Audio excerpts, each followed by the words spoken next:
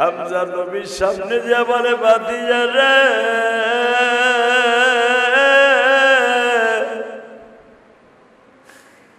তোমার এইভাবে মানলো কেন?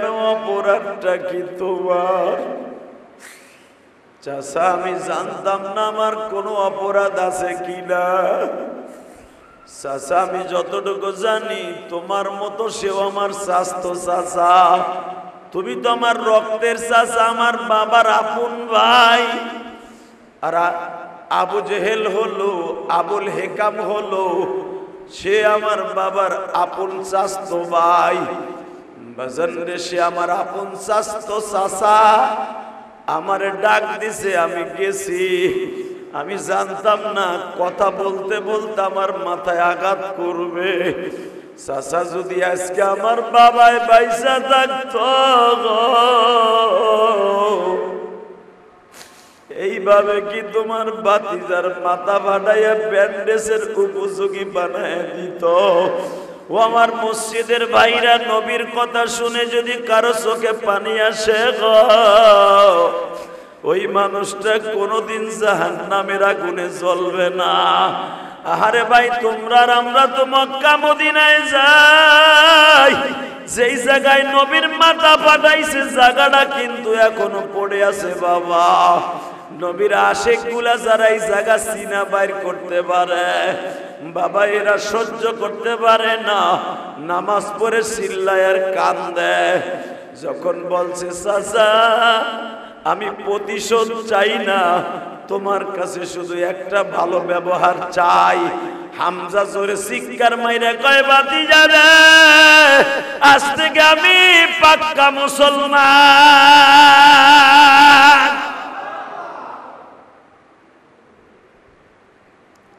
নবী আমার কিন্তু একবারও বলে নাই চাচা আপনি কালেমা পড়েন। হামজার নিজের থেকে বলছে আমি পাক্কা মুসলমান। নবী আমার বলে চাচা প্রতিশোধ নেয়ার দরকার নাই। হামজা বলতেছে ভাতিজা পরে তোমার প্রতিশোধ নিব কি নেব না আগে পরের কথা, আগে তুমি আমারে বলো চাচা হিসাবে আমারে ক্ষমা করছো কিনা। তুমি না বলে ফেলছো যদি আমার বাবা পয়সা থাকতো, আমার বাবা অনেক কষ্ট পাইতো। তাহলে বোঝা গেল এই দুনিয়ায় যারা এতিম, এতিমের বিচার কেউ করে না, কে করে?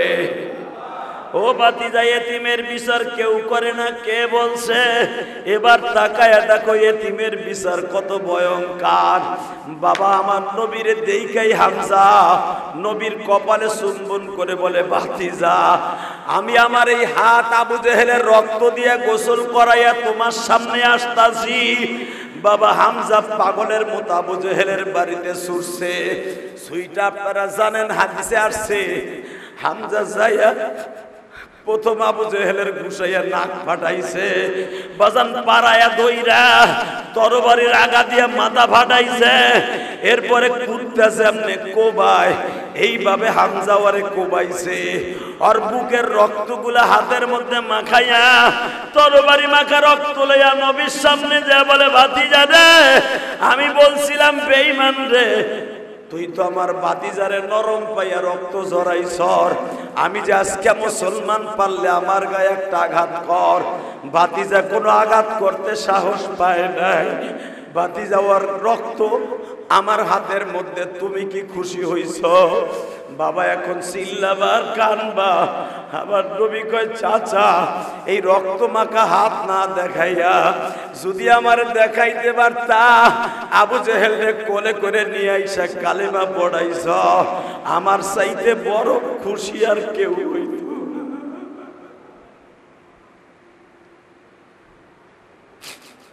এবার আমি আপনাদের চোখে পানি দেখতে চাই।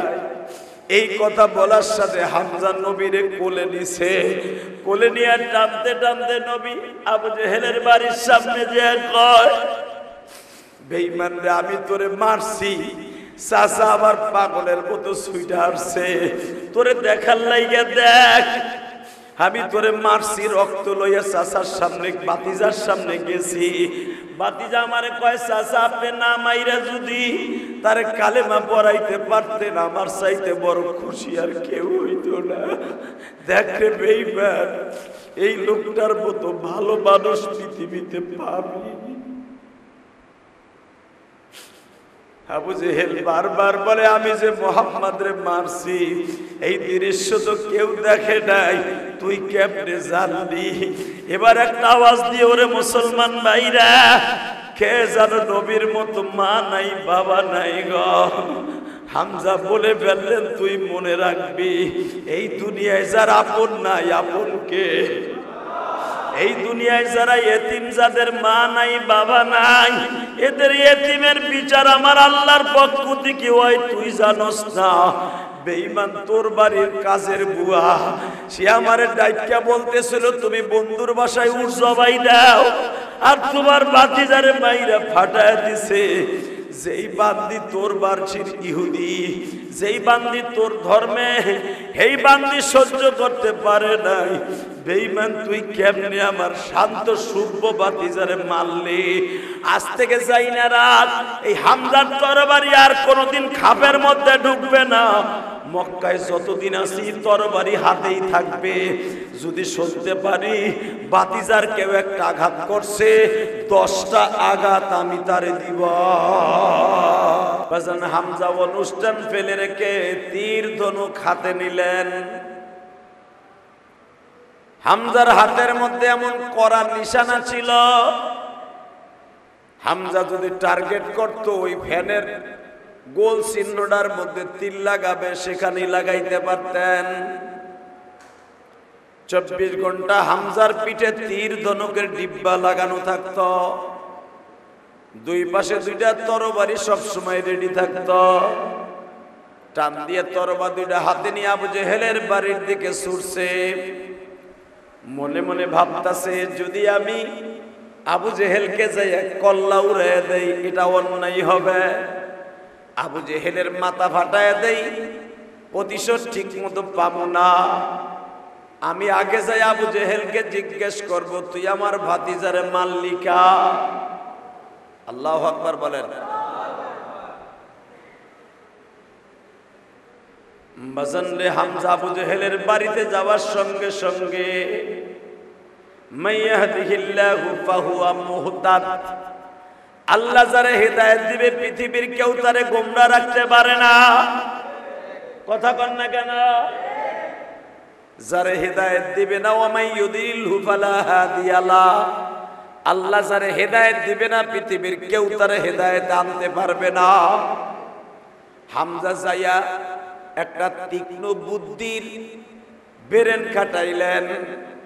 আবু জেহেলের সামনে যে কয় তুই জানোস না আমি কালেমা পড়ছি, ভাতিজার গায়ে হাত দিলি তুই কি জানোস না তোরে আমি প্রতিশোধ নিতে পারি? দেখবেন মানুষকে মারার চাইতে বেরেনের চাপ দেয়া কিন্তু সবচাইতে বেশি কষ্টকর। কথা কন না কেন? যখনই হামজা যাইয়া বলছে আবু জেহেলকে আমি মুহাম্মাদের দলে চলে আসছি তুই কি জানোস না?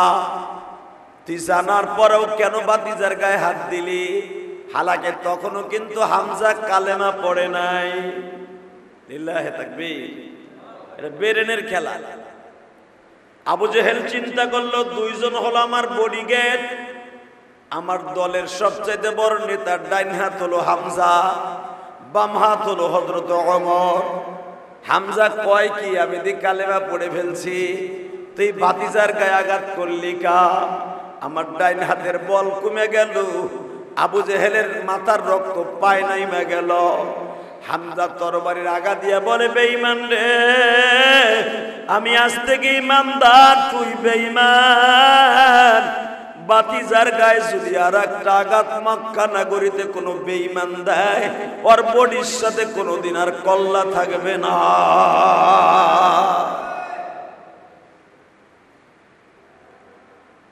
আবু জেহেলের গায়ে আঘাত করার চাইতে বেরেনের আঘাতটা বেশি লেগে গেল।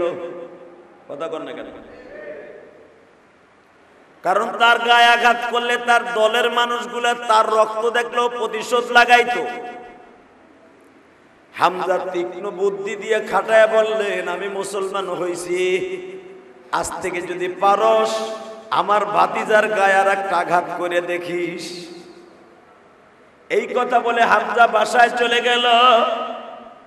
কিন্তু মনে রাখবেন, মক্কার মানুষগুলা ইহুদি হইলেও বাবা তারা মিথ্যা কথা বলতো না। বাজানরে, এই যে মাথার মধ্যে হামজার মধ্যে ঘুরপাক খাচ্ছে, হঠাৎ করে হামজা বসে গেছে, বসার মধ্যে থেকে বাবা ঘুম আইসে গেছে। ঘুমের মধ্যে দেখে আমার নবী হামজারে বুকের মধ্যে জড়াই ধরে বলে, চাচা তোমার ভাতিজারে দেখো মাথাটা কেমনে ফাটায় দিছে। চাচা, যেই মুখ দিয়ে তুমি যেই বান্দির দুধ খাইছ, যেই বান্দির দুধের স্তনটা তোমার গালে গেছে, আমি নবী মুহাম্মাদের গালে ওই স্তনটা গেছে। তুমি যেই বান্দির দুগ্ধ পান করছো, আমি ওই বান্দির দুগ্ধ পান করছি। চাচা হিসাবে তুমি আর আমি দুধ ভাই, তোমার দুধ ভাইরে এইভাবে মারলো, তুমি কি করলা? হযরতে হামজা ভাতিজারে বুকের মধ্যে নিয়েই কয়, ভাতিজারে আমি স্বপ্নের ভিতরেই কালেমা পড়ে ফেলছি। স্বপ্নের ভিতরেই পড়তেছে লা ইলাহা ইল্লাল্লাহু মুহাম্মাদুর রাসূলুল্লাহ। হামজা যখন ভাতিজারে দেখতে গেছে, যায় দেখে আমার নবীর মাথাটা ব্যান্ডেজ করা। বাজান রে, একটা সাদা কাপড় দিয়া কিছু গাছের পাতা চিবাইয়া নবীর কলিজার টুকরা মেয়ে যায় না উম্মে কুলসুম নবীর মাথার মধ্যে পট্টি লাগাইয়া বাবা ব্যান্ডেজ করে মাথাটা ডাইটকা রাখছে। হামজা নবীর মাথার ব্যান্ডেজ দেখে আর সহ্য করতে পারে না। সমস্ত প্রশংসা ওই আল্লাহর জন্য, যেই মহান মুনিব আপনাকে আমাকে পবিত্র জুমার দিনে তারই ঘরে আগে আগে এসে বসবার তৌফিক দান করেছেন।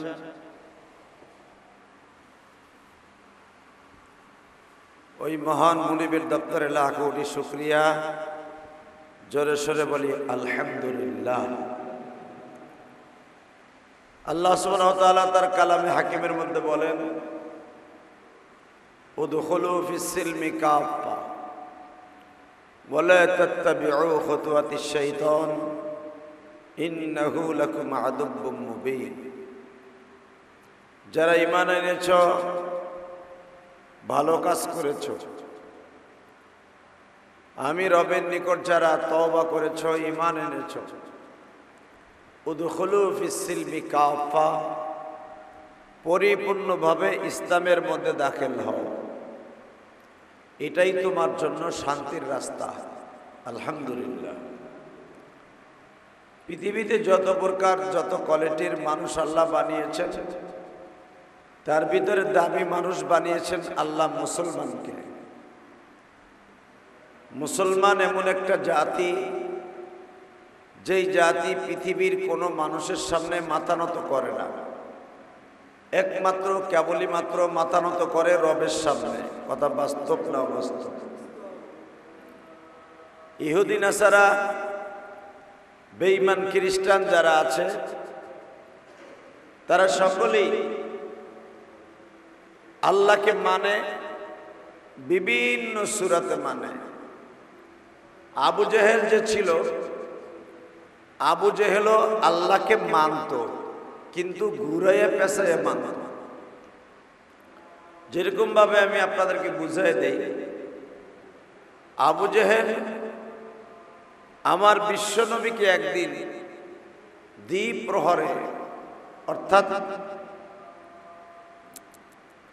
দুপুরের দিকে 12টার দিকে, বিভিন্ন সময় বিভিন্ন ভাবে রসুলকে ডাকত এই আবু জেহেল। তখন আবু জেহেলের নাম আবু জেহেল হয় নাই, আবুল হেকামি ছিল। তো রসুলকে বিভিন্ন সময় বিভিন্ন সূরাতে বেঈমান আবু জেহেল ডাকতো, আজকে ডাক দিছে ইয়া মুহাম্মদ ইবনে আব্দুল্লাহ তাআল হেনা, আব্দুল্লাহর পোলা মুহাম্মদ এদিকে আসো। নবী আমার সহজ সরল মানুষ ছিলেন, নবীর মতো সহজ সরল মানুষ আল্লাহ পৃথিবীতে কাউকে বানায় নাই। সুবহানাল্লাহ। আমার নবী এমনই একজন সহজ সরল মানুষ ছিলেন, পেঁয়াজ গোজ বাটপারি সিটারি মানুষের সাথে ধোঁকাবাজি এগুলা রসুল জন্মের পরের থেকেই বুঝতেন না। কেউ যদি রসুলকে বলতেন মুহাম্মদ আপনি আমারে কিছু টাকা দেন, একটু পরে দিন, রসুল সাথে সাথে দিয়ে দিতেন। ওই লোক যে দিবে না আসবে না, ওই লোকটা মুনাফিক ইহুদি, এদিক তাকাইতেন না। কারণ রসুল ভাবতেন মানুষ কোনোদিন মিথ্যা কথা কয় না, বলছি একটু পরে দিয়ে দিব, রসুল বিশ্বাস করে দিয়ে দিছে। কারণ আমার নবীর নাম তো আল আমিন। কি নাম?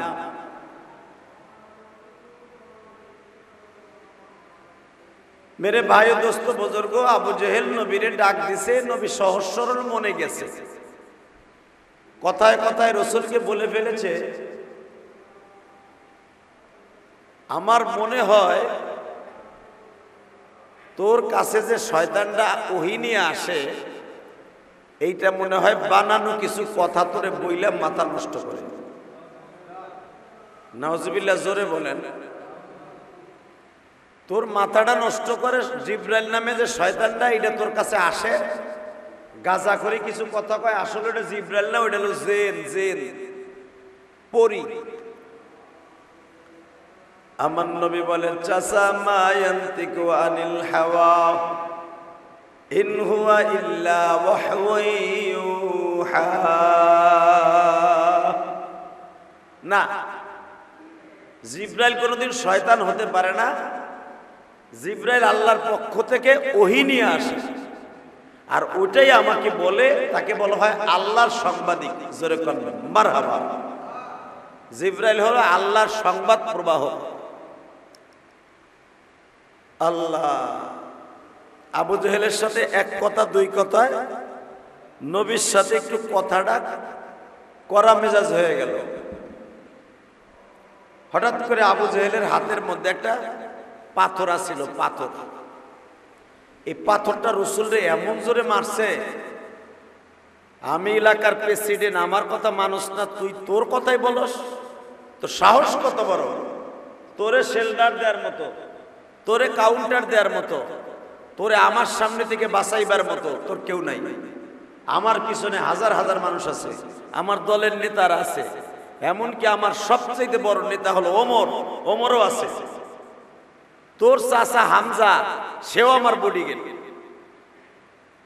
তোর চাচা ওতবা সাহেবা সব আমার বডিগার্ড। তোর কে আছে তাই কর? তুই যদি ভালোই হবি তাহলে তোর পিছনে তো একজনও নাই, বংশেরও কেউ নাই, তোর একটা ভাই বেরাদারও নাই, তোর মা বাবাও নাই। এমন জোরে একটা পাথর মারছে, আমার নবীর মাথাটা ফাইটা, চামড়া ফাইটা, মাথার চারা দেখা যাইতেছে।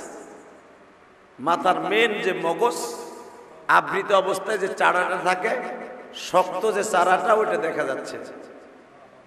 নবীর রক্তে পুরা জামা লাল হয়ে গেছে। নবী আমার পাগড়ি পরতেন সব সময়, নবুয়তের আগের থেকেই পাগড়ি পরতেন। সুবহানাল্লাহ বলেন।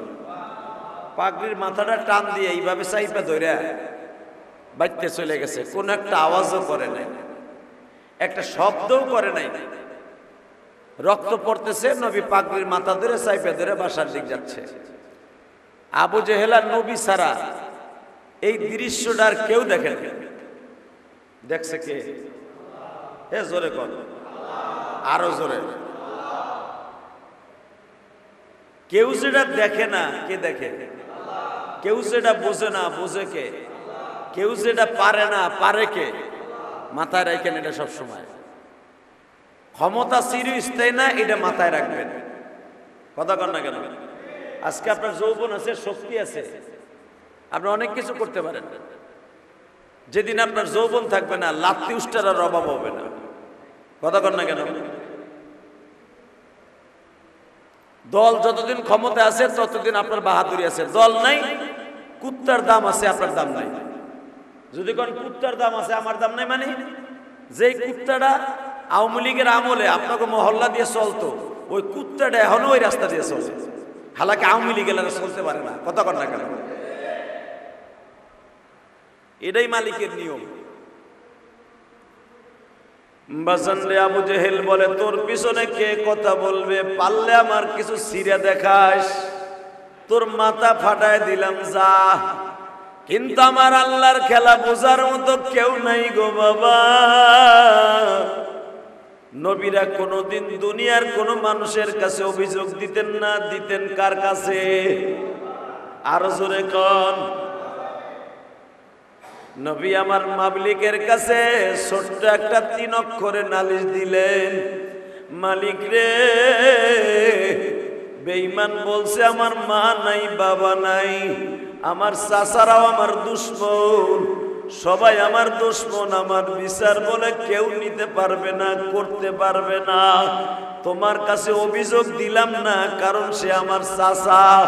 তবে তোমারে আমি বললাম, আমার চাচা যদি আমারে মাইরা শান্তি পায়, আমার চাচারে আমার রক্তের বিনিময় তার হেদায়েত দাও। কিন্তু বাজান কেউ দেখে নাই, দেখছে কে? আমার আল্লাহর খেলা বোঝার সিস্টেম নাই। আবু জেহেলের বাড়ির কাজের একটা বুয়া ছিল, কাজের বুয়া চিনেন না?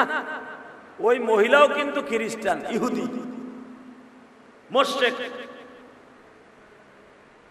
ওই মহিলা জানালার ফাঁক দিয়ে সব দৃশ্যগুলো দেখছে, যে দুপুরের দিকে এত গরমের মধ্যে কোনো মানুষ রাস্তায় নাই, 2 পাহাড়ের মাঝখানে বেঈমান এই কামটা ঘটাইছে। মুহাম্মদ কোনো প্রতিবাদ না করে বাসায় চলে গেল। কিন্তু যদিও আমি মুহাম্মাদের দলের লোক না, কিন্তু কাজটা তো অন্যায়, এর ভিতরে কোনো সন্দেহ নেই। কথা কন না কেন? অন্যায় যদি যে কোনো ধর্মের মানুষের সামনেই হোক, অন্যায় কিন্তু কোনো মানুষ বরদাস্ত করতে পারে না।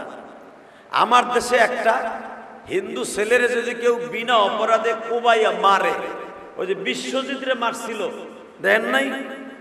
সর্বপ্রথম প্রতিবাদ কিন্তু আমরা মুসলমানরাই করছিলাম। কথা কন না কেন? আমলিগের কিছু ক্যাডার সদরঘাটে জসকরের সামনে কোবাইয়া মারছিল না? সর্বপ্রথম বিশ্বজিতের পক্ষে একজন মুসলমান উকিল দাঁড়াইছে।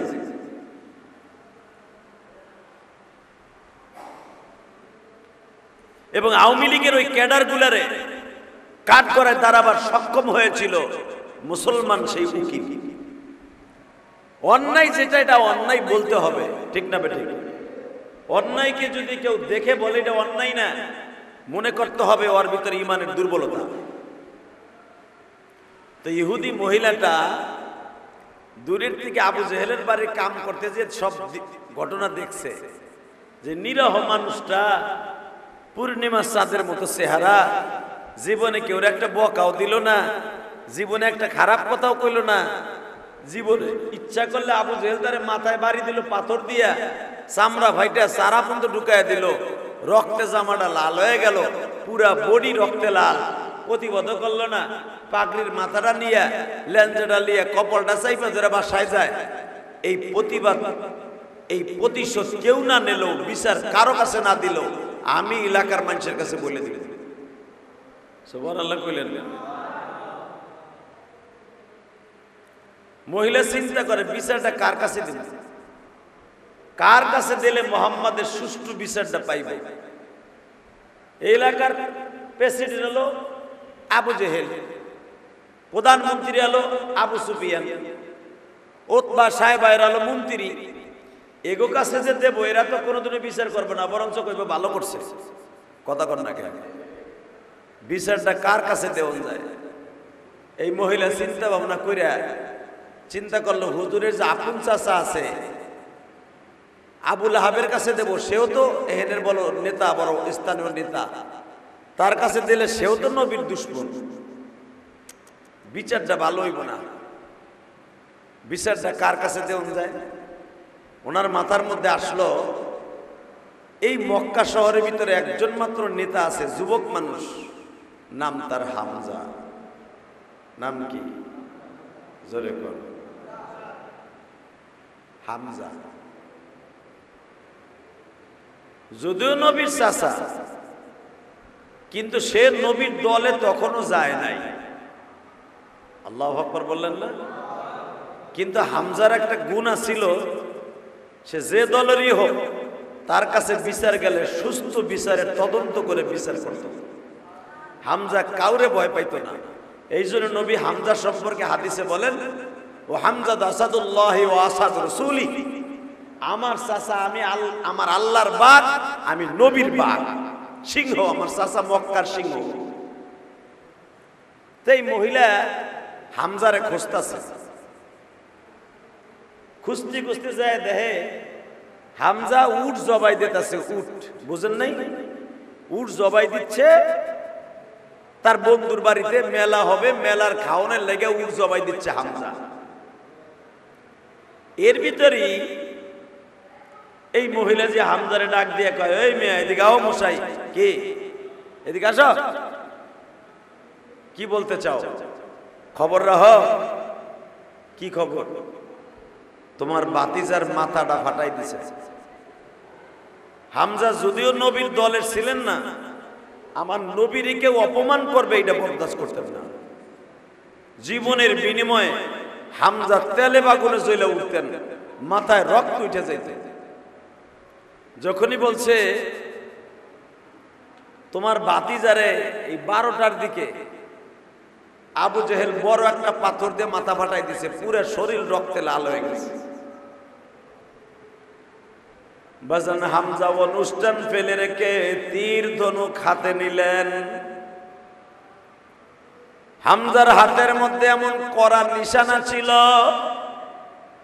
হামজা যদি টার্গেট করত ওই ফ্যানের গোল চিহ্নটার মধ্যে তীর লাগাবে, সেখানেই লাগাইতে পারতেন। 24 ঘন্টা হামজার পিঠে তীর ধনুকের ডিব্বা লাগানো থাকত, দুই পাশে দুইটা তরবারি সবসময় রেডি থাকত।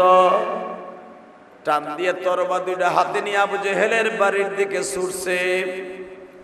মনে মনে ভাবতাছে, যদি আমি আবু জেহেলকে যাই কল্লা উড়াইয়া দেই, এটা অন্যায় হবে। আবু জেহেলের মাথা ফাটাইয়া দেই, প্রতিশোধ ঠিক মতো পাবো না। আমি আগে যাই আবু জেহেলকে জিজ্ঞেস করব, তুই আমার ভাতিজারে মাল্লিকা। আল্লাহু আকবার বলেন। বাজানরে হামজা আবু জেহেলের বাড়িতে যাওয়ার সঙ্গে সঙ্গে মাইয়াহদিহিল্লাহু ফাহুয়া মুহতাদ, আল্লাহ যারে হেদায়েত দিবে পৃথিবীর কেউ তারে গোমরা রাখতে পারে না। কথা বল না কেন? যারে হেদায়েত দিবে না, ওয়া মাইয়ুদিলহু ফালা হাদিয়া লা, আল্লাহ যারে হেদায়েত দিবে না পৃথিবীর কেউ তারে হেদায়েত আনতে পারবে না। হামজা যাইয়া একটা তীক্ষ্ণ বুদ্ধির বেরেন খাটাইলেন। আবু জেহেলের সামনে যে কয়, তুই জানোস না আমি কালেমা পড়ছি, ভাতিজার গায়ে হাত দিলি, তুই কি জানোস না তোরে আমি প্রতিশোধ নিতে পারি? দেখবেন মানুষকে মারার চাইতে বেরেনের চাপ দেয়া কিন্তু সবচাইতে বেশি কষ্টকর। কথা কন না কেন?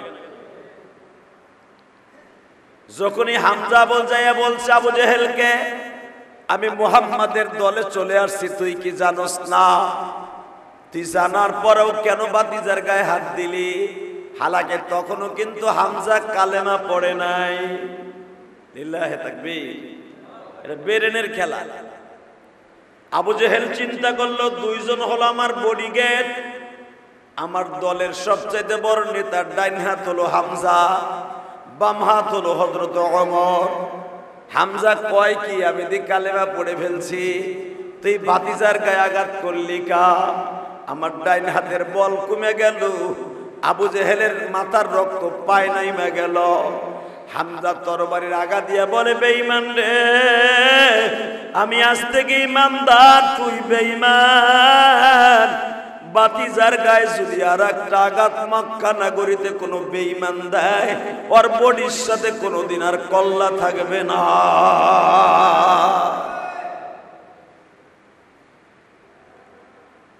আবু জেহেলের গায়ে আঘাত করার চাইতে ব্রেনের আঘাতটা বেশি লেগে গেল। কথা কর না কেন? কারণ তার গায়ে আঘাত করলে তার দলের মানুষগুলা তার রক্ত দেখলেও প্রতিশোধ লাগাইতো। হামজা তীক্ষ্ণ বুদ্ধি দিয়ে খাটায় বললেন, আমি মুসলমান হইছি, আজ থেকে যদি পারস আমার ভাতিজার গায়ে আর একটা আঘাত করে দেখিস। এই কথা বলে হামজা বাসায় চলে গেল। কিন্তু মনে রাখবেন, মক্কার মানুষগুলা ইহুদি হইলেও বাবা তারা মিথ্যা কথা বলতো না। তারা কি করতো না? ইহুদি মুশরিক মিথ্যা কথা পছন্দ করতো না, কোন দিনও মিথ্যা কথা বলতো না ইহুদিরা। ওই জামানার, এই জামানার বদমাইশগুলি না, ওই জামানার, এই জামানার যে বেজরমা ইহুদিরা এরা তো কথা কথা মিথ্যা কথা কয়, কথা কথা ওয়াদা খেলাপ করে। বুঝেন না আমার কথা? হামজা বাসায় আসার পরে চিন্তা করতেছে, আমি এতদিন একটা মিথ্যা কথা বললাম না। আমি আল আমিনের চাচা, মুহাম্মদ যেই বান্দির দুধ খাইছে আমি ওই বান্দির দুধ খাইছি। মুহাম্মাদের নাম আল আমিন, আমি সেই আল আমিনের আপন চাচা। আমি এত বছর পর্যন্ত কোনোদিন একটা মিথ্যা বললাম না, কেন আজকে মিথ্যা বললাম? মাথার মধ্যে বাবা শুধু ঘুরপাক খাচ্ছে। আবু জেহেলের কাছে বললাম আমি মুসলমান হয়েছি, আবু জেহেল তো বিশ্বাস করে নিয়েছে আমি মুসলমান।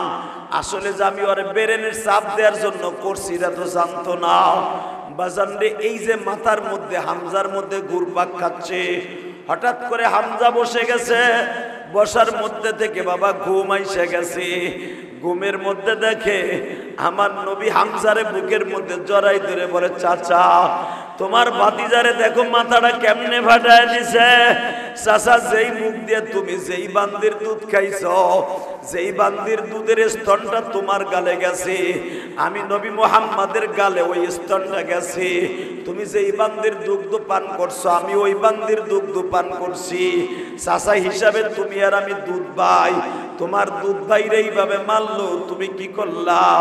হযরতে হামজা ভাতিজারে বুকের মধ্যে নিয়েই কয়, ভাতিজারে আমি স্বপ্নের ভিতরে কালেমা পড়ে ফেলছি।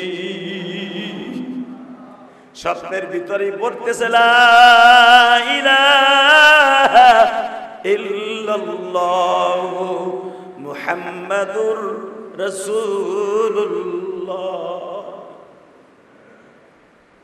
স্বপ্নের ভিতরে কালেমা পড়তে পড়তে জাগে গেছে। হামজার বিবি দৌড়ায় আসছে, এই তুমি করো কি, করো কি, এই তুমি কি পড়ো? হামজা বলে, বউরে যা পড়ছি পড়ছি, আর ফিরাইতে পারবি না, আজ থেকে আমি মুসলমান। আরো জোরে, আরো জোরে, আজ থেকে কি জোরে কর। হামজার বিবি বলতেছে, তুমি যে মুসলমান হইলা তোমার যে গর্দান কাইটে লাইব। হামজা বলে, গর্দান কাটুক আর বডি চিরে ফেলুক নবী জাকারিয়ার মতো, আগে দেখে আসি আমার ভাতিজার অবস্থা কি। আমি দেখবো আশেকে রাসূল মসজিদের ভিতরে জুমা পড়তে কয়জন আইছেন। আপনার এই জামানায় যদি শুনতেন নবী আমার কেরানীগঞ্জ আসছে, ইলিয়াসুর রহমান জিহাদির মসজিদে বসছে, নবীরে কোন মুনাফিক জানো একটা বাড়ি দিয়ে মাথা ফাটাই ফেলছে। আমার মনে হয় আশেকে রাসূল দোকানদারি করুক, ব্যবসা করুক, নৌকা চালাক, গাড়ির ড্রাইভারি করুক, আর বিমান চালাক, ভ্যান চালাক, রিক্সা চালাক, তরকারি বিক্রেতা হোক, আর পাট খেত ধান খেত নিরানেওয়ালা হোক, যদি কারো কানে শুনতো আমার নবীর কেউ আঘাত করছে, আমার মনে হয় ও সত্যিকারে মুসলমানের রক্ত থাকলে ওই জায়গায় স্থির দাঁড়ায় থাকতে পারতো না। হামজা আগে মুসলমান ছিল না, এখন মুসলমান। কথা কন না কেন? হামজা যখন ভাতিজারে দেখতে গেছে, যায় দেখে আমার নবীর মাথাটা ব্যান্ডেজ করা। বাজান একটা সাদা কাপড় দিয়া কিছু গাছের পাতা চিবাইয়া নবীর কলিজার টুকরা মেয়ে যায় না উম্মে কুলসুম নবীর মাথার মধ্যে পট্টি লাগাইয়া বাবা ব্যান্ডেজ করে মাথাটা ডাইকা রাখছে। হামজা নবীর মাথার ব্যান্ডেজ দেখে আর সহ্য করতে পারে নাই।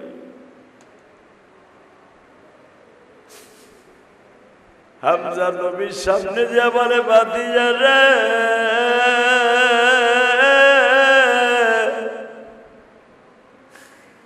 তোমার এইভাবে মানলো কেন?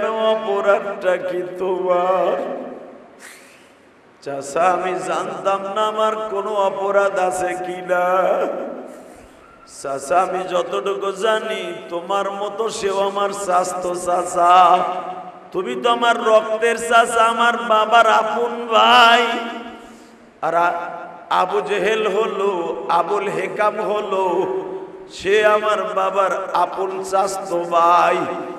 বাজান রে সে আমার আপন চাচতো চাচা, আমারে ডাক দিছে, আমি গেছি। আমি জানতাম না কথা বলতে বলতে আমার মাথায় আঘাত করবে। চাচা যদি আজকে আমার বাবায় বাইসা থাকতো এইভাবে কি তোমার ভাতিজার মাথা ফাটাইয়া ব্যান্ডেজের উপযোগী বানায় দিত? ও আমার মসজিদের ভাইরা, নবীর কথা শুনে যদি কারো চোখে পানি আসে গো, ওই মানুষটা কোনোদিন জাহান্নামের আগুনে জ্বলবে না। আহারে ভাই তোমরা আর আমরা তো মক্কা মদিনায় যাই, যেই জায়গায় নবীর মাথা ফাটাইছে জায়গাটা কিন্তু এখনো পড়ে আছে বাবা। নবীর আশিক গুলা যারা এই জায়গা চিনা বাইর করতে পারে বাবা, এরা সহ্য করতে পারে না। নামাজ পড়ে চিল্লায় আর কান্দে। যখন বলছে চাচা আমি প্রতিশোধ চাই না, তোমার কাছে শুধু একটা ভালো ব্যবহার চাই, হামজা জোরে চিৎকার মাইরা কয় ভাতিজা রে, আজ থেকে আমি পাক্কা মুসলমান।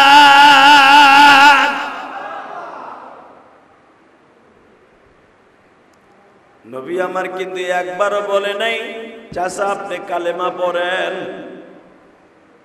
হামজার নিজের থেকে বলছে আমি পাক্কা মুসলমান। নবী আমার বলে চাচা প্রতিশোধ নেয়ার দরকার নাই।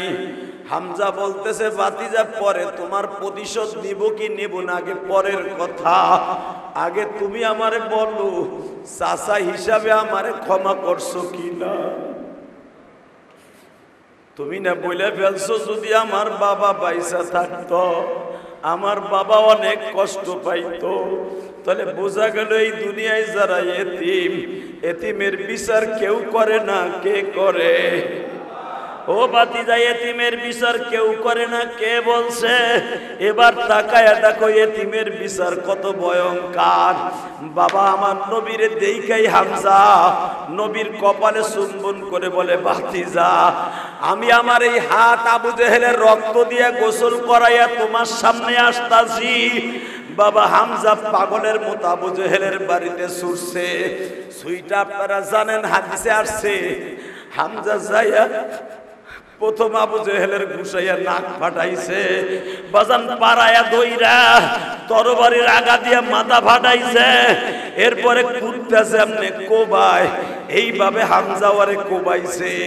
আর বুকের রক্তগুলা হাতের মধ্যে মাখাইয়া তরবারি মাখা রক্ত লইয়া নবীর সামনে যা বলে ভাতিজা রে, আমি বলছিলাম বেঈমান রে, তুই তো আমার ভাতিজারে নরম পাইয়া রক্ত ঝরাইছর, আমি যে আজকে মুসলমান পারলে আমার গায়ে একটা আঘাত কর। ভাতিজা কোনো আঘাত করতে সাহস পায় নাই। বাতি যাওয়ার রক্ত আমার হাতের মধ্যে, তুমি কি খুশি হইছ? বাবা এখন চিল্লাবার কানবা। আবার নবী কয়, চাচা এই রক্ত মাখা হাত না দেখাইয়া যদি আমার দেখাইতে পারতা, আবু জেহেলরে কোলে করে নিয়ে আইসা কালেমা পড়াইছ, আমার চাইতে বড় খুশি আর কেউ হইত।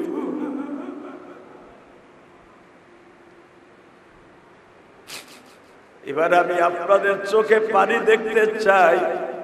এই কথা বলার সাথে হামজা নবীরে কোলে নিছে, কোলে নিয়ে টানতে টানতে নবী আবু জেহেলের বাড়ির সামনে যে কয়, বেঈমান রে আমি তোরে মারছি।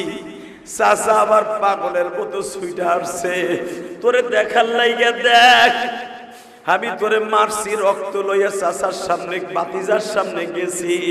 বাতিজা আমারে কয়, চাচা আপনি না মাইরা যদি তারে কালেমা পড়াইতে পারতেন, আমার চাইতে বড় খুশি আর কেউ হইতো না। দেখে বেঈমান, এই লোকটার মতো ভালো মানুষ পৃথিবীতে পাবি। আবু জেহেল বারবার বলে, আমি যে মুহাম্মদ রে মারছি এই দৃশ্য তো কেউ দেখে নাই, তুই কেমনে জানলি? এবার একটা আওয়াজ দিয়ে, ওরে মুসলমান ভাইরা, কে জানো নবীর মতো মা নাই বাবা নাই গো। হামজা বলে ফেললেন, তুই মনে রাখবি এই দুনিয়ায় যারা আপন নাই, আপন কে? এই দুনিয়ায় যারা এতিম, যাদের মা নাই বাবা নাই, এদের এতিমের বিচার আমার আল্লাহর পক্ষ থেকে হয়, তুই জানোস না? বেঈমান তোর বাড়ির কাজের বুয়া, সে আমারে ডাইকা বলতেছিল তুমি বন্ধুর বাসায় উঠ জবাই দাও, আর তোমার ভাতিজারে মাইরা ফাটায় দিছে।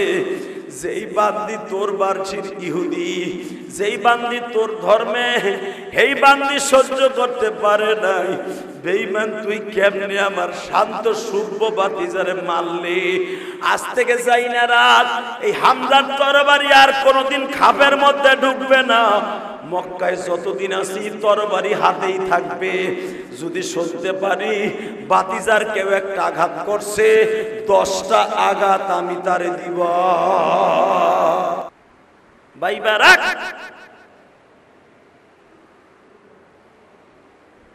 একটা আঘাত করবি মক্কায়, 10টা আঘাত দেব। আল্লাহু আকবার বলতে পারলে না? একটা আঘাত করবি, 10টা খাওয়ার জন্য প্রস্তুত থাকবি। কারণ মক্কার ভূখণ্ডে হামজার মোকাবেলা করার মতো তোর কোন নেতা মক্কায় জন্ম নেয় নাই। লিল্লাহি তাকবীর। অর্থের দিক দিয়ে বলস আর শক্তির দিক দিয়ে বলস, তোর 100 আর আমি একা। এই জন্যই আমার নবী বলছে, ও হামজা তো আসাদুল্লাহ। প্রতি জুমায় কিন্তু আমি পড়ি, সব ইমামরা পড়ে এই হাদিসটা। রসুল সেদিন থেকে বলছিলেন, ও হামজা তো আসাদুল্লাহ ও আসাদু রসুলি, আমার চাচা আল্লাহর বাগ, আমি নবীর বাগ। জোরে করে আল্লাহু আকবার। হামজার সামনে পাহাড় আসলো, ধাক্কায় সরে ফেলত। এত ক্ষমতা আল্লাহ তার গায়ে দিয়েছিলেন। ওই 2-4 কুড়ি হামজার সামনে একটা লাঠি থাকলে কোনোটাই কুলে পারত না।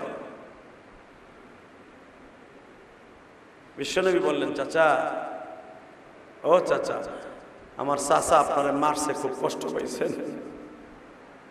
চাচা, আমি কিন্তু আমার চাচারে কই নাই, কিচ্ছু কই নাই। আবু জেহেল বলে, নেকামি মারাইস না, তুই ভাই ভাইয়ের মধ্যে আগুন লাগাই দিয়া, তুই ভাতিজা হইয়া আগুন লাগাই দিয়া এখন কস আমি কই নাই। তুই অপেক্ষা কর, এর চাইতে ডাবল সাজা তোর খাটতে হবে। নাউজুবিল্লাহ বলতে পারলেন না? নবী যে কেবল কইছে, চাচা আমি কিন্তু চাচার কাছে নালিশ করি নাই, চাচার কাছে নালিশ করছে আপনার কাজের বুয়া। সাথে সাথে কি বলে বেঈমান, তুই নেকামি করিস না, তুই চাচার কাছে বলসটাই ভাই ভাইয়ের মধ্যে গ্যাঞ্জাম লাগাই দিস। এর সাথে কঠিন সাজা তোর কপালে আছে। সাজা দেওয়ার মালিক কে? আবু জেহেল। জোরে কর, আরো জোরে।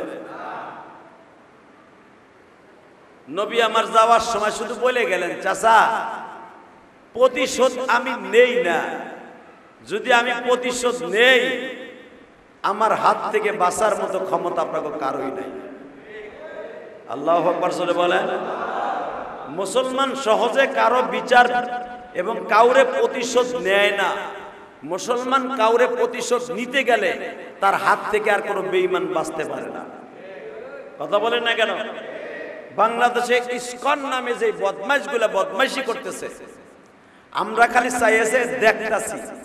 এই কাদিয়ানি ফিতনা, এই কাদিয়ানি হারামিগুলি, বেজরমাগুলি, এগো বেজরমাগুলি, কাদিয়ানি আর ফাদিয়ানি, এই বেজরমাগুলি যেইভাবে আমার নবীরে অবজ্ঞা করতেছে, আমার নবীর অপমান করতেছে, আমরা মুসলমান সহজে কিছু করছি না। যেদিন বলবো মোকাবেলা করার মতো ক্ষমতা কারো থাকবে না। কালকে সবে মাত্র একটু নমুনা দেখাবো। কালকা আগামীকাল 15ই নভেম্বর ঢাকা সরোয়ার্দী উদ্যানে, ঢাকা সরোয়ার্দী উদ্যানে আলেম উলামা তাওহীদি জনতা মুসলমানদের একটা কিয়ামতের ময়দানের মতো হাসরের মাঠ কায়েম হবে। কথা বলেন না কেন? কালকে কোনো কাজ কর্ম বাসায় চলবে না ইনশাআল্লাহ। বলেন, যদি আপনার শরীরে রক্ত থাকে, মুসলমানের প্রোটেকশনে আপনি জন্ম নিয়ে থাকেন, মুসলমান যদি নাম আপনি দিয়ে থাকেন, আপনার বাবাও মুসলমান, আপনার দাদাও মুসলমান, আপনার 14 গোষ্ঠী মুসলমান, যদি এটা ভাবেন যে আমি মুসলমানের খাতায় আছি, নামাজ রোজা করি না, পরেরটা পরে মুসলমানের খাতায় আমার নাম মোহাম্মদ আব্দুল্লাহ, মোহাম্মদ আব্দুল করিম, মোহাম্মদ আব্দুল কুদ্দুস, মোহাম্মদ আব্দুল জব্বার, মোহাম্মদ রিপন, মোহাম্মদ ইপন, মোহাম্মদ সুপন, যাই হোক সারালের নামে নাম দিয়েও যদি কও আমার নাম মোহাম্মদ রিপন, রিপন কোন মুসলমানের নাম না।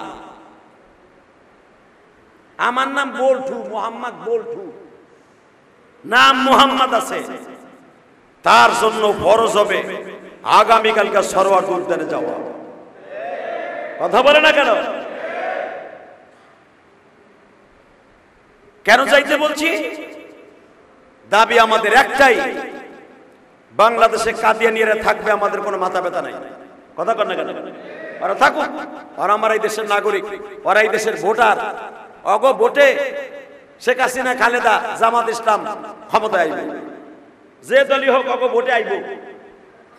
ওরা থাকুক, কোনো দুঃখ নেই, ওরা ট্যাক্স দেয়, থাকুক, কিন্তু ওরা থাকবে, মুসলমান নাম নিয়ে থাকতে পারবে না। কথা বলে না কেন? ওরা থাকবে, মুসলমান নাম নিয়ে থাকতে পারবে না। মুসলমানের বলা একটাই দাবি, কাদিয়ানি কাদিয়ানি, কাফের কাফের কাফের। এটা ডাক্তার ইনুস, আপনারা হাসিনাও সুৎখোর কয়, খালেদাও সুৎখোর কয়, জামাতের নেতারাও সুৎখোর কয়, আমিও সুৎখোর কই। তোমারে তুমি মরার আগে একটা কাম করে যাও, তোমার সুৎখোর নামটা গুজা যাবে, বন্ধ হয়ে যাবে। এই মুসল্লিদের সামনে ওয়াদা করলাম, সারা বাংলার আলেমরা তোমার স্বর্ণের অক্ষরে নামটা লেখা থাকবে যে বাংলাদেশের সংবিধান থেকে রাষ্ট্রীয়ভাবে বাংলাদেশের নাগরিক কাদিয়ানীদেরকে অমুসলমান ঘোষণা করা হয়েছে। কি আপনি চান না? না চাইলে কিন্তু তুমি জাহান্নামী, কোন সন্দেহ নেই। কথা কর না কেন? কাদিয়ানীরা যে কাফের, কোন সন্দেহ নাই। যদি কোন কাফের কেন, কাফের কেন এটা পরে, তুই যদি অগ সাপোর্ট টানস তুইও কাফের। কথা কর না কেন? কাদিয়ানির পক্ষে যদি কেউ কথা কয়, যদি কয় যে ওরা কাফের কেন, তাহলে মনে করতে হবে তোরও কাফের প্রোটেকশন দিয়ে জন্ম দিছে। ভালো করে বুঝছেন? বাংলাদেশের সবচেয়ে বড় মারাত্মক ইসরায়েলের দালাল, ইসকনের দালাল, তারা হলো কাদিয়ানি। খবর রাখেন আপনি, 3.5 লক্ষ কাদিয়ানি, 3,60,000 কাদিয়ানি, 3,60,000 কাদিয়ানি সারা বাংলার মুসলমানকে চ্যালেঞ্জ করছে মোহাম্মদ যে পৃথিবীতে একটা চরিত্রহীন, এটা তারা প্রমাণ করবে। হ্যাঁ, নবুজাউবিল্লাহ দুহরে খাওয়ানোর পরে কইও বেটা, অগ বইয়ের ভিতরে আছে মুহাম্মাদিয়া সম্প্রদায় যে কিতাবটা মির্জা গোলাম আহমদ কাদিয়ানির লেখা, সে মিথ্যা নবী দাবি করে গেছে। এই মির্জা গোলাম আহমদ কাদিয়ানী একটা লুচ্চা, বদমাশ, লম্পট, বেজরমা, একটা লুচ্চা, বদমাশ, বেজরমা।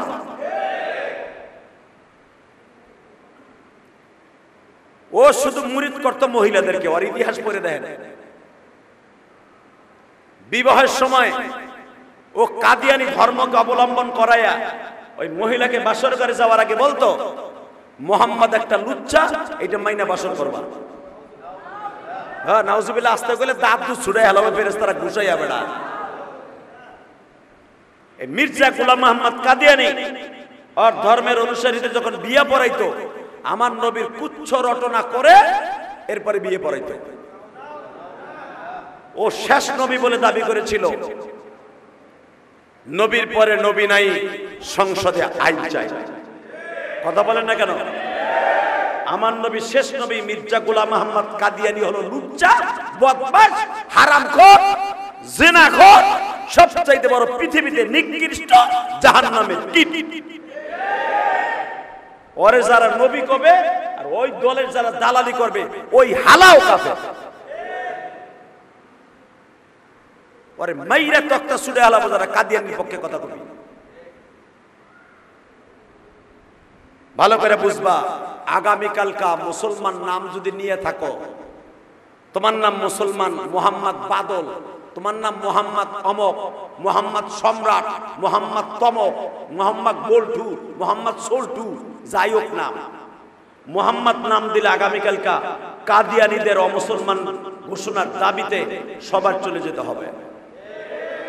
ইনশাল্লাহ বলেন।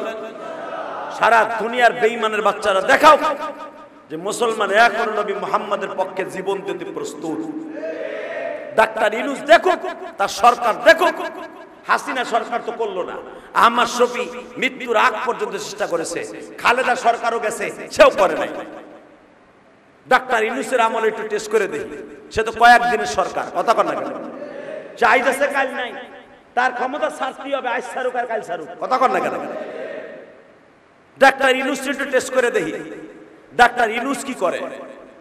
ডাক্তার ইউনূসের আমলে যদি কাদিয়ানীদেরকে অমুসলমান ঘোষণা করে, thanks, very very thanks, very very welcome. আর যদি আপনি না করেন, এর পরবর্তী সরকার আসবে, তারাও করব। যদি তারা না করে, জোর করে করে নেবেন। ইনশাল্লাহ বলেন। দাবি কেমনে আদায় করতে হয় এটা বাংলাদেশের আলেম উলামার জানা আছে। শুধু একটা কথা বলবেন, আমার নবীর চাইতে দামি কোন মানুষ আছে? হ্যাঁ, এই কাদিয়ানী বেজরমারা বলে নবী মুহাম্মদ ছিল একটা চরিত্রহীন। এবং চরিত্রহীন এই কথাটা বলে আর আহম্মদিয়া যে কাদিয়ানী আছে, আহম্মদিয়া সম্প্রদায়, ওরা বলে আহম্মদিয়া। আর নবী মুহাম্মদের কথা বলে না, কিন্তু ওদের সমস্ত বই পুস্তক কিতাবাদি হলো আহম্মদিয়া সম্প্রদায়। ওরা মুসলমান বলে না। আহম্মদিয়া কাদিয়ানীর গোষ্ঠীর বইয়ের মধ্যে দেখবেন, ওরা আমার নবীর চরিত্রের পরে আঘাত করে তারপর ওদের ধর্ম। আমার নবীর চরিত্রে যারা আঘাত করবে, ওরা বাংলাদেশে মুসলমান নাম নিয়ে থাকতে পারবে না।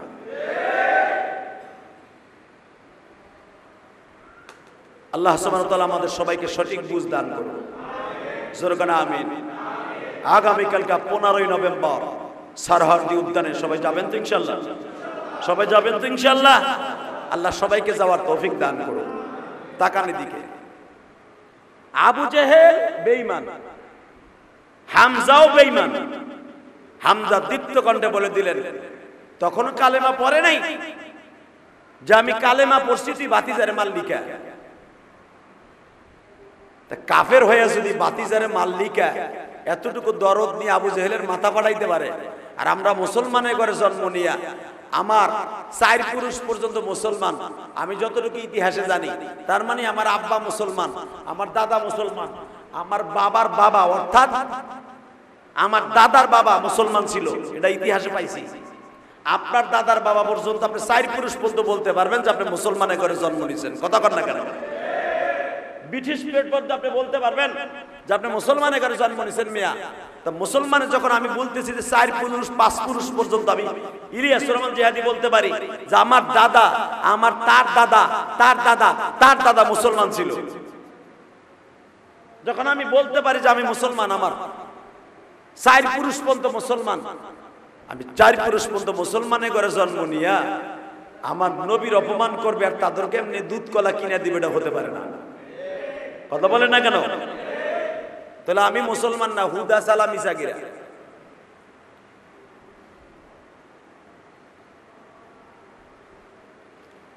আল্লাহ, আবু জেহেল টেনশনে পড়ে গেল যে মুহাম্মদ এ কি করলো, আমার ডাইন হাতটা কালেমা পড়াই ফেললো। হালাকে আমার নবী কিন্তু একবারও হামজাকে বলে নাই চাচা আপনি কালেমা পড়েন। হামজা নিজের ইচ্ছায় কালেমা পড়ছে। আল্লাহু আকবার বলতে পারলেন না? হামজা নিজের ইচ্ছায় কালেমা পড়েছে। এই জন্য দাওয়াত ও তাবলীগের কাজ যারা করেন, কাউকে জোর করে শরীয়ত চাপায় দেওয়া যাবে না, এটা নিষেধ। কোন বেধর্মীকে বলা যাবে না তুমি কালেমা পড়ো, তার সাথে এমন ব্যবহার করতে হবে। নামদারি কিছু মুসলমান আছে, খালি মুসলমানের কাছে নাম দিয়েছে, ও যে কবে ইহুদি হয়ে গেছে ও নিজেও জানে না। কথা কর না কেন? দাওয়াত ও তাবলীগের লোক রাস্তা দিয়ে হাঁটলে তারা টিটকারা মারায়, পরের খাইয়া পরের, নিজের খাইয়া নিজের বইরা, মসজিদের ফ্যান ছাইরা বাতি জ্বালাইয়া দাওয়াত মারাইতে আইছে। নবী দাওয়াত দিছে ইহুদিদেরকে, এরা দাওয়াত দেয় মুসলমানদেরকে। এর আবার কি এর তাবলীগ? মনে করবেন এই ডায়লগ যারা দেয় এরাই হলো আবু জেহেলের খালতো ভাই।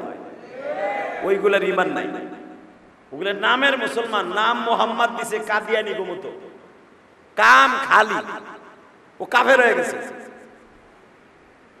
মনে রাখবেন, নবীর জামানায় আসিল কাফের, দাওয়াত দিছে কাফের। নবীর জামানায় আসিল ইহুদি, দাওয়াত দিছে নবী ইহুদি গো। তুমি যে ইহুদি মার্কা মুসলমান, তুমি কথায় কথা কাফের হয়ে যাইতেছো। এই জন্যই আমরা তোমারে মুসলমান ভাবতাছি, কিন্তু তুমি যে কাফের আমি জানি। তুমি নামাজ পড়ো না, রোজা করো না, তুমি হালাল হারাম চিনো না, খাও গাঞ্জা, খাও বিড়ি, খাও হারাম। এই জন্য জানি যে তুই বেঈমান হয়ে গেছিস, এর লেগে তোর ওই জন্য দাওয়াত দেই। কথা কর না কেন? আমি জানি যে তুই মুসলমান নাই, তোর ওইটা ভাইবেই আমি দাওয়াত দেই। ভালো করে বুঝবেন, যে ব্যক্তি সারা সপ্তাহের ভিতরে 1 ওয়াক্ত নামাজ পড়ে না, ওর আবার ঈমান কিসের রে? কথা কর না কেন?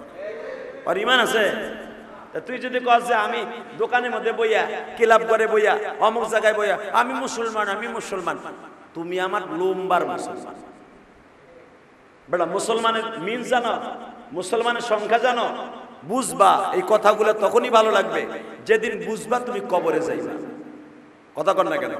তুমি দুনিয়ার সব কাজ বুঝো, সব ব্যবসা বুঝো, সব জিন্দেগি বুঝো, আমার মালিকের 5 ওয়াক্ত 17 রাকাত নামাজ এটা বুঝো না, তুমি আবার মুসলমান দাবি করো। কথা কর না কেন? আপনি কোন একটা কাজের কন্ট্রাক্টরে নিছেন, কাজ করলেন না, খালি সময় মতো হাজিরা নিলেন, ওই মালিক আপনারে ওই যে সেন্টারিং বাস দিয়া বাইরেয়া মাথা ফাটাইবা।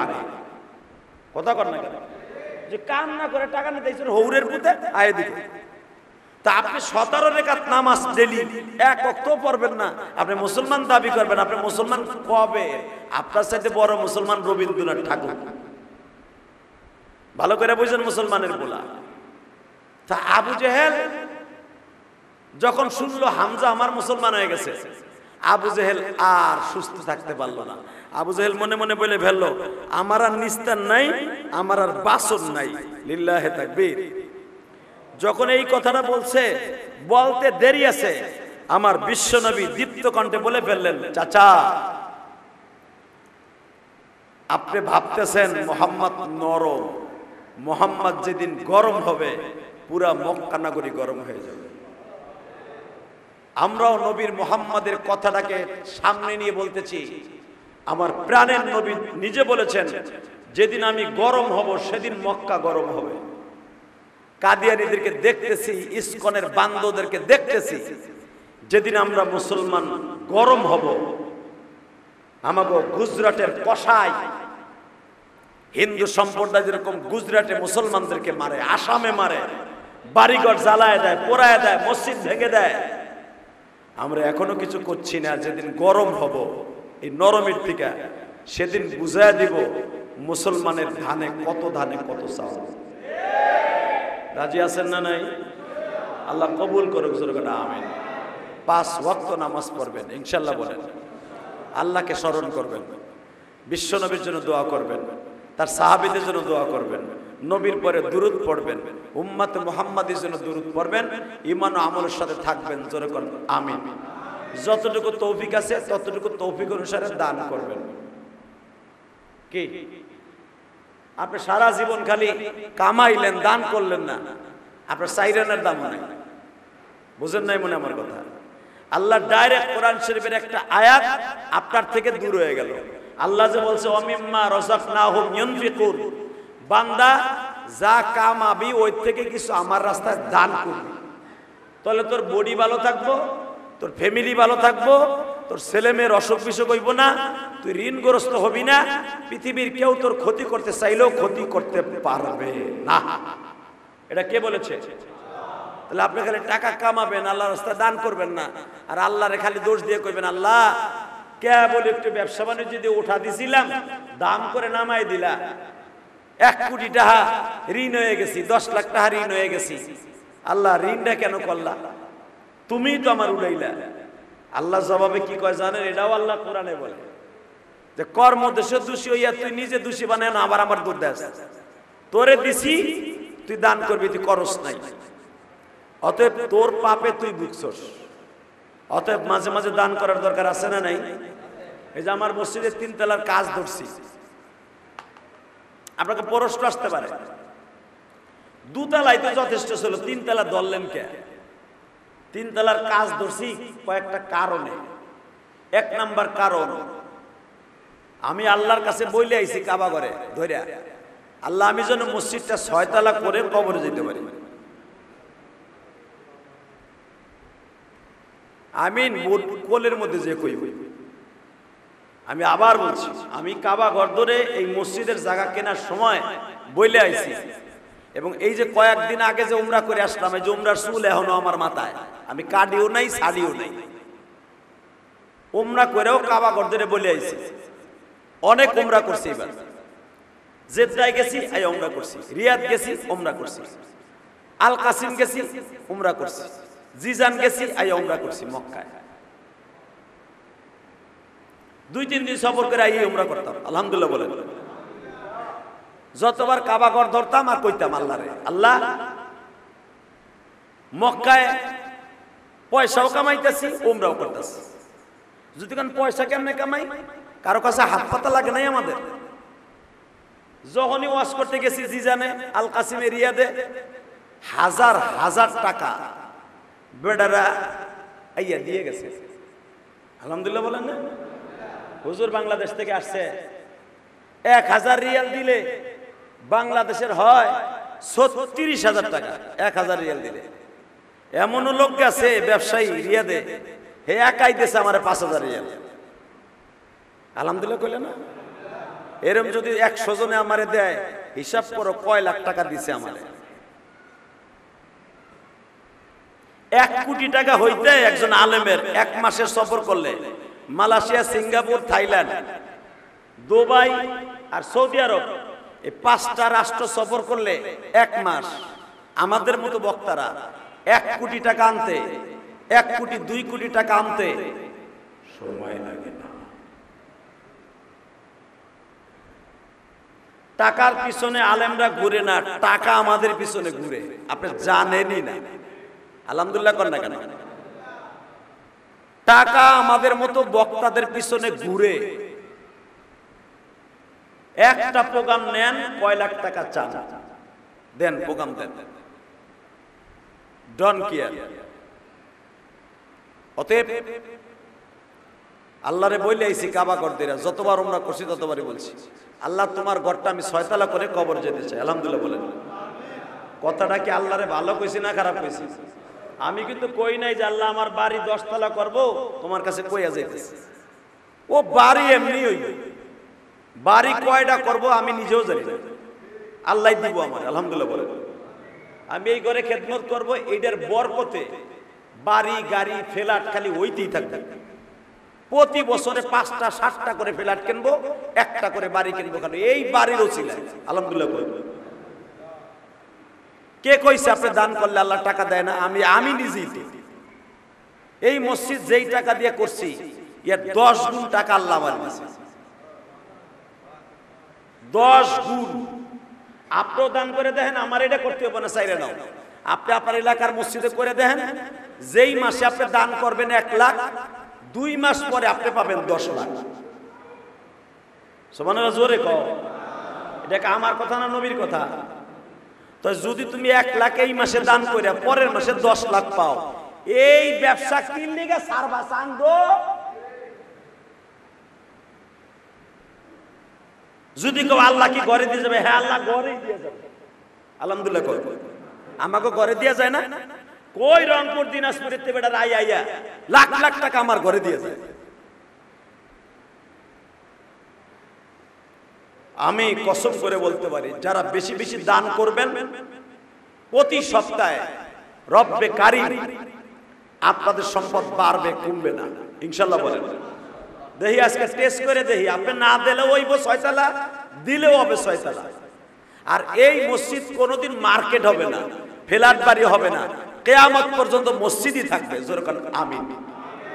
আল্লাহর ঘরের লাগা অনেকে দেখবেন আপনার ধোঁকা দেওয়ার লাগা মসজিদে বাইরে হলে দোকানে বই, আবু বকরের দোকানে, ওই যে একটা গিবাতের কারখানা আছে আমার ওই মোড়ে, আবু বকরের দোকানের সামনে গিবতের কারখানা, ওখানে বই ডায়লগ মারে, ইলিয়াস রহমান মসজিদ করছে, নিজের ব্যক্তিগত অক্ষ করছে। এ দালালের উপর দালাল। আমি অক্ষ করি নাই তো এমনি নামাজ পড়স?